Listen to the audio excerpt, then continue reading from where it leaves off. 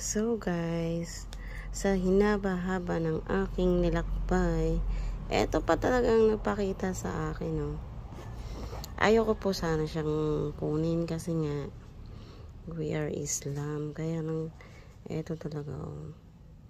Hindi siya ano tawag dito, hindi siya tunay, pero ano siya, 'di ba? Sa sobrang layo ng aking nilakad, ilang kilometers yun, eto talaga yung nagpakita sa akin. So hindi siya silver or ano, kundi ano lang siya. Dito nyo po makikita, oh. Pag open ang isang ganyan ng jewelry, it's indication na hindi pa siya tunay.